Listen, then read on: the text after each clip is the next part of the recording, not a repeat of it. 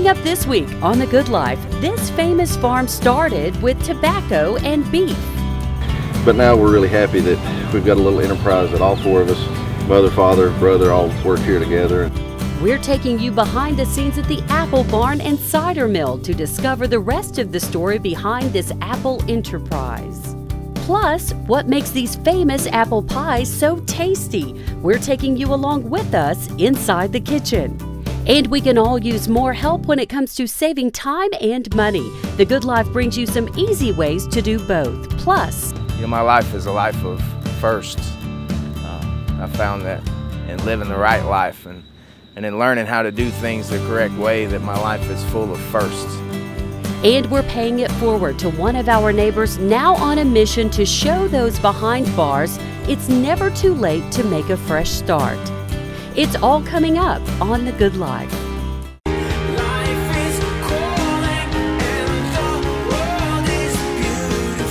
Living the good life doesn't mean having everything you want. It means recognizing and appreciating what you have. Hello to you, I'm Kelly Parker. To me, living the good life means sharing family traditions and great stories, having a style that's all your own, and living with a go big or go home kind of spirit. Oh, and every good life sprinkles in the element of surprise. So pull up a chair and join us. I think you'll agree. Every day is better when it's served with a slice of the good life.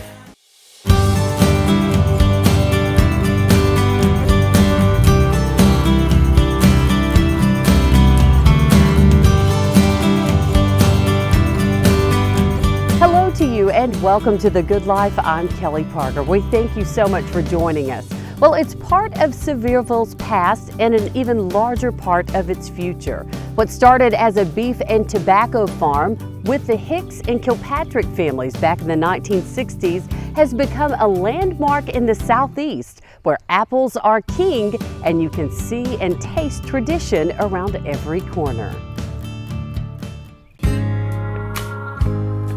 It's an orchard of more than 4,000 fruit trees nestled on 60 acres in Sevierville. And this apple-loving way of life is truly a story of chance and determination. And we are here today at the Apple Barn and Cider Mill, and joining us today we have Kent Kilpatrick. Your family started this entire operation, right?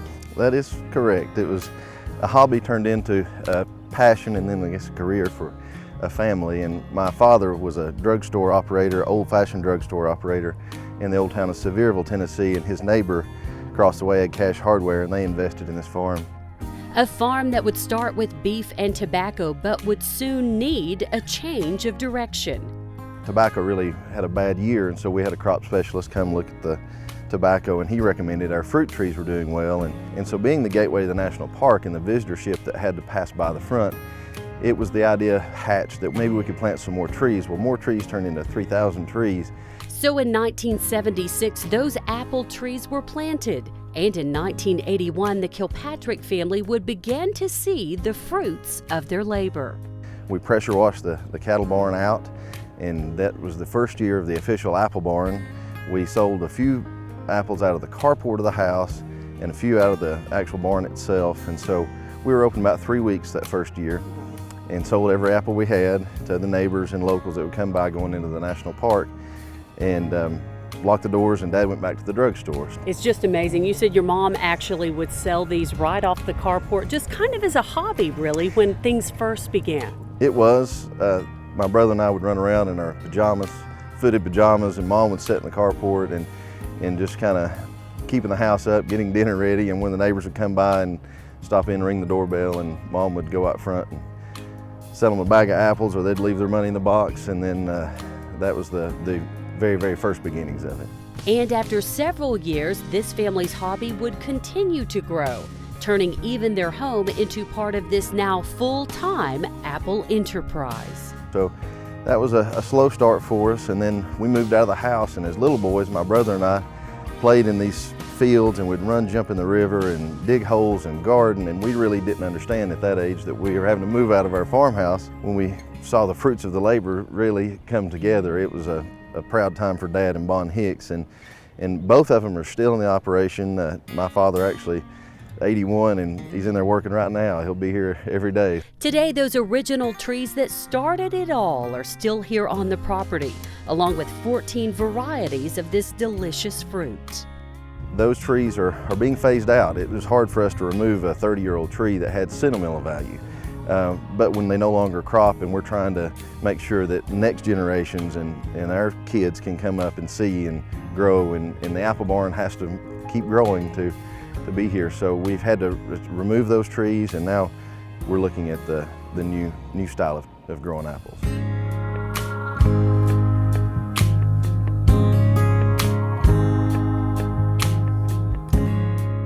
And Kent, we are now at the heart of the property. These were two of the original structures. Yes, this is where it all began. We're our original oldest apple trees just over our shoulder here, and the barn behind us is over 100 years old. It was the original beef cattle and tobacco farm. Here we are today, right? We certainly did. It's one thing Dad likes to say, just come see, smell, and taste the fruits of our labor. So what things are grown here, we do full production things. And it began with a cider mill and just some pies. And as necessity and time went on, we grew into doing candy and ice cream and wines and the full service restaurants on properties. Now there's the store, 2 restaurants, an apple creamery, a candy kitchen, and even an apple winery. This brightly colored fruit is a daily reminder to the Kilpatricks of a dream that started on an ordinary East Tennessee farm. You have a lot of sentimental values and a lot of sentimental times right here on this property. That's right. There's a picture in our office there that shows my brother and I when we were just little boys, and every time my dad would dig a hole to plant an apple tree, we would jump down in it. Dad would say, "Boys, get out of that hole, we've got to keep working." And so to have that real attachment and to be able to go and learn some new ways to grow and some new equipment and new tractors and to really just stay up on that has been fun to be involved in. What is the legacy your family hopes to leave behind? And the thing that we do is that it's unique to us is it's truly a working farm and a family environment, and it takes a lot of work to keep up a farm, and there's always something to do. So we want to not necessarily grow much more, but be able to maintain the quality that people have come to expect and the service here that they've come to expect, and keep growing the apples.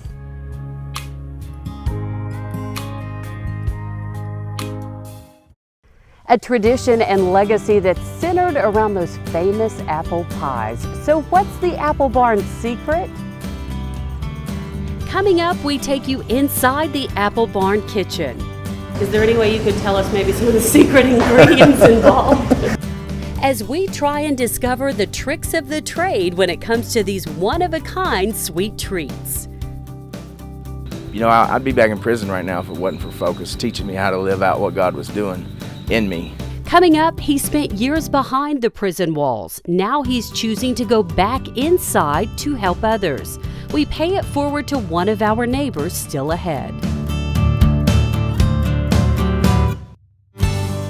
But first, it's time for this week's Good Life hack. So, can't decide if you're hungry? Well, ask yourself if you want an apple. Studies show if the answer is no, then you're probably bored, not hungry. Who knew? More Good Life hacks coming your way after the break.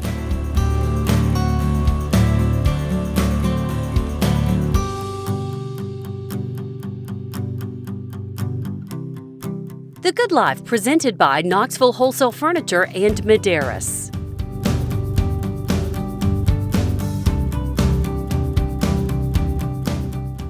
Introducing Marchesa by Bernhardt. Creating a sophisticated look while maintaining a casual comfort is the goal of Marchesa, a neo-traditional collection that pairs classic forms with contemporary finishes. European elements are distinctly recognizable, but the group carves out its own modern path. The unique mix of materials and finishes combines to create an appealing, earthy palette that exudes luxury while remaining understated, exclusively at Knoxville Wholesale Furniture. Want to cut your energy bills by 20, 30, even 50% like I did? I'm consumer investigator Dale Cardwell. I've done the research. Medeiros delivers energy-saving solutions. With eShield reflective technology and insulation, Medeiros transforms your attic and living space into heating and cooling cocoons, keeping your home warm in the winter and cool in the summer. Cut your costs just like I did. Call Medeiros today for a free estimate and real results.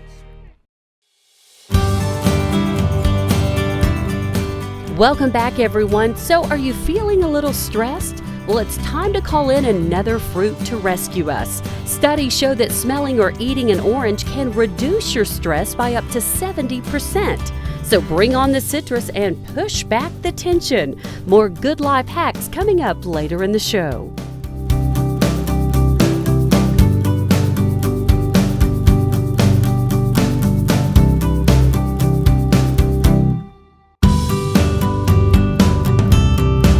So we all love a good recipe, and the really good ones are handed down from generation to generation for us all to enjoy. So when it comes to the Apple Barn, you'll see the old-fashioned way of making things is still alive and well.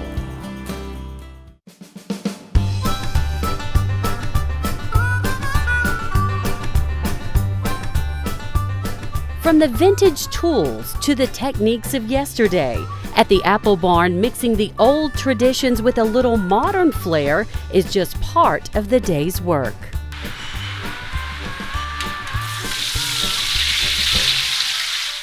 And we are now inside the candy kitchen here at the Apple Barn, and this is really like stepping back in time. Tell us about this. It certainly is. We're the only people that we're aware of that still do this process. It's old-fashioned stick candy pulled by hand.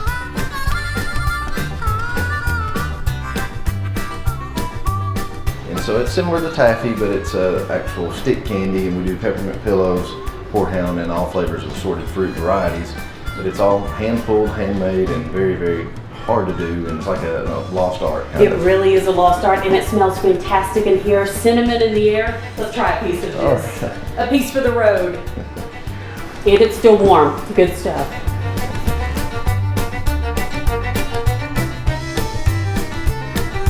So what's the secret in this candy heaven? Well, Kent says they only use the highest quality of flavoring extract, so you can taste the goodness in every sugary bite. Speaking of tasty goodness, and it's apple pie magic time. These are truly known across the country. Yes, they are. This is a fun place to grow up when you could run in here and grab a fried apple pie, and it wasn't easy. I always had to shop in the Husky section and get my blue jeans.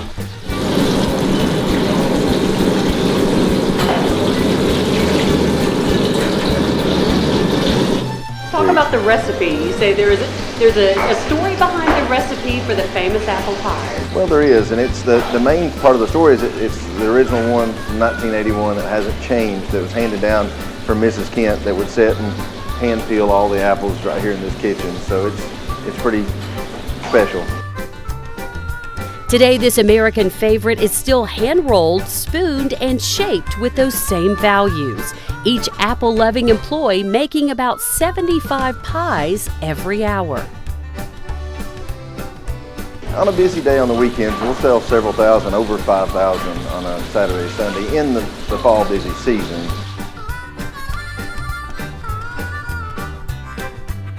Is there any way you could tell us maybe some of the secret ingredients involved? I believe I'd be in the doghouse if I did You'd be in that. big trouble. A secret family recipe that will live on for generations. But this is the main attraction, or one of them, right? It sure is. It's really one of the foundations of the Apple Barn, and it's something that has always been here, and hopefully it always will be.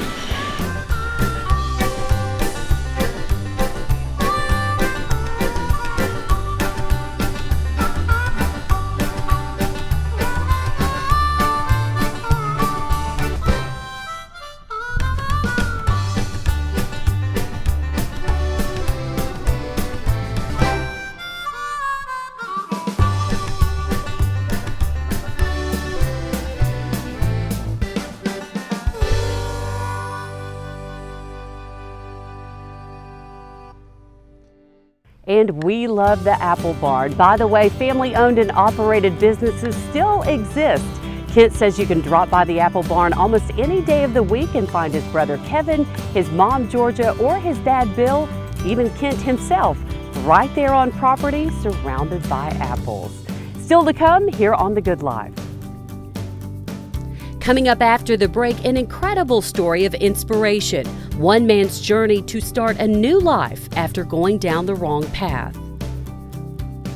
I don't have to worry about near as much, and and the worries of this life are very simple worries now. You know, they're worries that, you know, I hope my wife knows that I love her. Still ahead, we pay it forward to our neighbor helping others turn that corner. That's coming up. But first, and we love our summertime drinks and our freshly squeezed juices. Coming up, a good life hack that will help you serve up a summertime favorite with lots less hassle.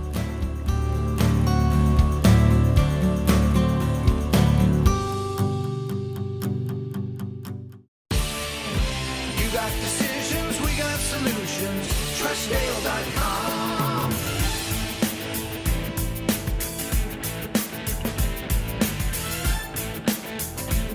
Cut your energy costs by 20, 30, even 50% with Medeiros eShield reflective technology and insulation, like I did. For utility savings and home performance improvements, you can trust Medeiros. Call Medeiros today.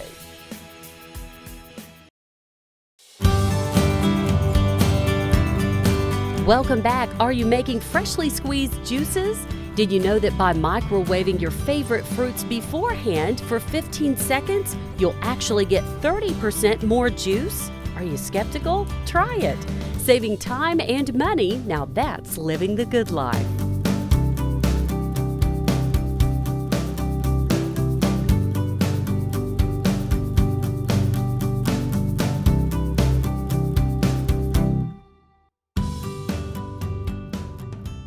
Well, it's time once again this week to pay it forward to one of our neighbors who makes each of us want to live better and give back in ways we were blessed to do so. Our guest this week is proof it's never too late to turn your life around, regardless of your past. For David Seneker, the 45-minute drive to Morgan County Correctional is time he does not take for granted. The ride up for me is, you know, that's anytime that I'm in the car, it's me and God. And so it's really just our time to talk about the day that I've been through, or what he's preparing me for, or you know, giving me something to say to these guys on a Tuesday night, or, you know, the drive up here is different. But that drive every Tuesday isn't where his journey ends when he pulls into the parking lot. It's actually where it all begins. My prison journey started out here, and I had been here for a few months, and this is where God set me aside to show me who he really was. So that's, you know, my journey with him started when I made one selfless decision about he put somebody in my life I could love more than I love myself. Then it kind of cracked the door for Jesus to begin to get in my heart. With that opening and some love from the Focus Ministry staff, a group providing encouragement and hope to families dealing with violence. David's life would change from a life of drug abuse and crime to a life of greater purpose, with the focus of helping his former fellow inmates. I'll tell you, the first time that I came up here to lead a group in this camp was a pretty spiritual experience for me, to be able to walk in and out of the fence again without without having to make parole, or without so it was pretty amazing to be able to come do that. But so it was my life is a life of firsts. I found that in living the right life and in learning how to do things the correct way, that my life is full of firsts. You know, the first time that I owned my own vehicle and had insurance and was absolutely legal. The first time that I went to the beach that I had money to do something with. The first time that I was able to come in here and actually leave. The first time, and it's over and over again in my life. It's a life of firsts. You know, the first time I'm able to own a home. The first time I'm able to sponsor somebody. The first time I'm able to do things in the right capacity. But for David, his new life would not be completely without worries. Only this time, he knows exactly where to turn for help. You know, my past life has been so different than my new life, and the old me was so different than the new me that God is building, and so it's, you know, I don't have to worry about near as much, and the worries of this life are very simple worries now. You know, they're worries that, I hope my wife knows that I love her, and the worries of, I hope I can do a good enough job at work tomorrow, or, so my worries have changed considerably, and with my heart and with the rest of me.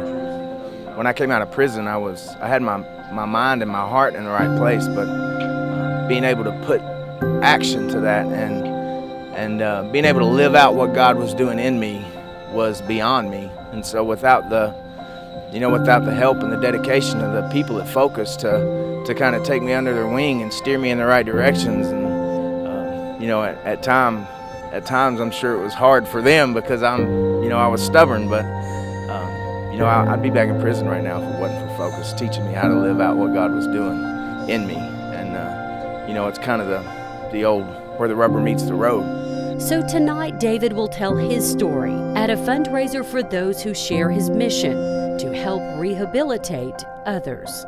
For me, recovery, and it's all about being invested. And if I can get invested in their life and let them know that somebody thinks they're worth it, then it makes all the difference in their life. Well, on behalf of The Good Life and on behalf of the Island in Pigeon Forge, we want to thank you for all that you do and the inspiration that you continue to provide to so many people out there, especially within the walls of the prisons you go to.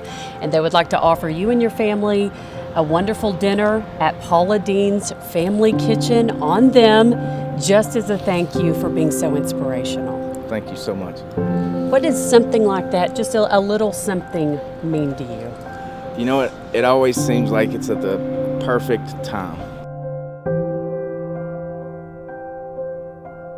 And congrats to Dave, he has a bright future ahead. To nominate our next Good Life surprise guest, you can log on to mygoodlifetv.com.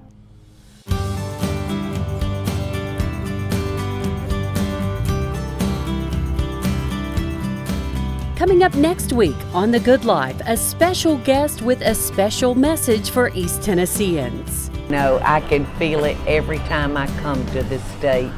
I can feel it. I can feel it. And it feels good. It feels fantastic. It feels so good. We sit down with the one and only Paula Dean, who tells us about her new cookbook, Cutting the Fat, and her inspiration behind this project. And if you think I love thrift stores, well, this Southern belle puts me to shame. Paula tells us how secondhand stores are inspiring some of her upcoming projects and much more. You don't want to miss this inspiring message. It's next Thursday right here on The Good Life. It's good to be alive. So that's it. To our crew, that's what it means to live the good life. This feeling's running high. It means hard work and a passion for what you do every day. It means visualizing the legacy you want to leave behind for future generations. It means turning lemons into lemonade and a chance to help others with their new beginnings. Thanks so much for inviting us into your home this week. And remember, every day is better when it's served with a slice of the good life. And we hope you agree. We'll see you back here next week.